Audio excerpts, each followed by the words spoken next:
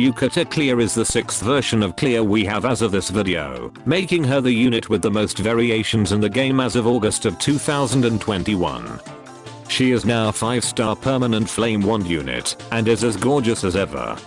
She is my main target for the gacha banner, but too bad RNGesus decided to screw me over. Anyway, she is a debuff support unit, pretty similar to Yukata Lafner's role in a team. Let's see what she brings to the table.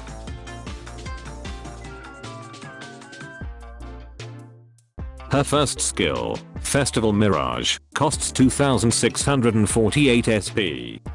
It deals 1600% damage and creates a moderately sized square debuff zone that performs a 5% adaptive damage suppression to enemies inside it.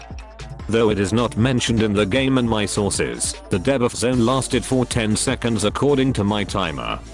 The main highlight here is adaptive damage suppression, which is a brand new mechanic introduced into the game.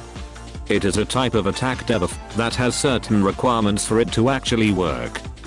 Basically, to allow the debuff to work, the enemy must use an attack which either has no element, or an attack that the target unit has an elemental advantage to.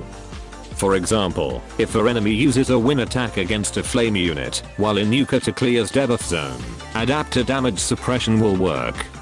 Unfortunately, 5% suppression is a bit too low, but then she has a low SP cost, so I'd say overall it's a pretty average strength debuffing skill with decent damage and a low SP cost. Her second skill, Carnival of Confusion, costs 4400 SP. It also deals 1600% damage and creates a small debuff zone that reduces both enemy strength and defense of enemies inside it by 10% for 10 seconds. It also grants a defense amp, with a maximum amp level of 2. This skill is much more straightforward in terms of its debuffing abilities, and is quite impressive with both strength and defense debuffs. It is quite unfortunate that the size of the debuff zone is small, but it were to be bigger, either the potency of the debuffs or one of the debuffs must be sacrificed. Though the size isn't much of a problem when the enemy is able to stay stationary. Overall, this skill has okay damage, and provides potent debuffs in exchange of the size of the debuff zone.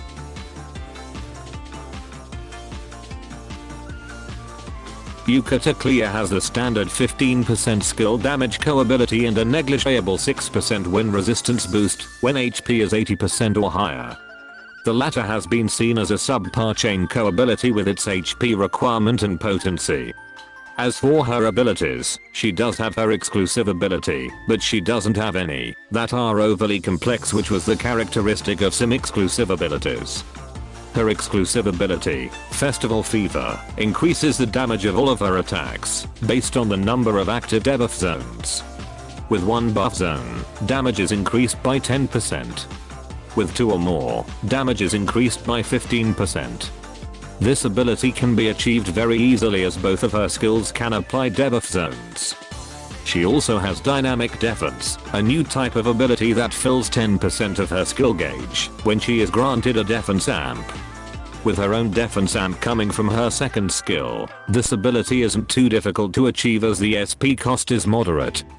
She is resistant to sleep, which when in terms of flame units, the alternative would be stun, which is no different anyway when dealing with the Agito or the Sinister Dominion.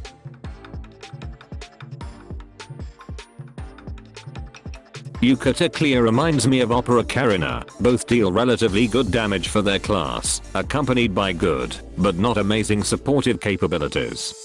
That being said, her providing support with debuff zones means that she'll not be able to utilize debuff time extension. She'll do well with basically a standard offense build with much emphasis on skill haste, and perhaps also some wind resistance, to survive in endgame stages.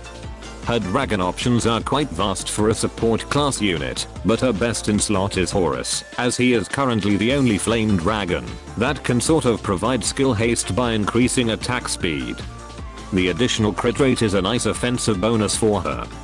You could equip Reborn Oni or Mars on her too, but I would suggest pairing them with the team's main DPS, as they are more offense oriented. Honestly, you can equip the same dragons as you would equip on typical flame offensive units, as she can dish out quite a lot of damage when built offensively, and when certain conditions are met. For her team setup, since she can create a lot of debuff zones from both of her skills, she doesn't really need help in more debuff zones. Instead, she can be paired with units that can either provide damage over time affliction support in a flame team, as she herself cannot provide damage over time afflictions. For her Wimprint setup, if I actually have her, I would build her with a lot of emphasis on skill haste and wind resistance. This is because I prefer to play solo, and would actually use clear a lot when fighting Dominion stages. If I were to go co-op though, I will still use the same build anyway, providing a lot of debuff support, and to not die prematurely in battle, which would annoy other players when playing in public rooms.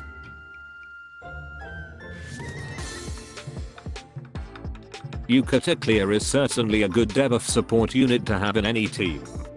She debuffs both strength and efforts, with strength being her greater priority. She also has good skill damage that allows her to contribute a portion of damage towards the enemy.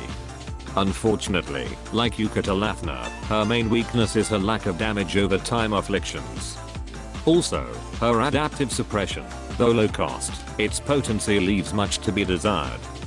But overall, she will definitely be a great unit that is especially usable in Dominion stages and any with Curse of Nihility.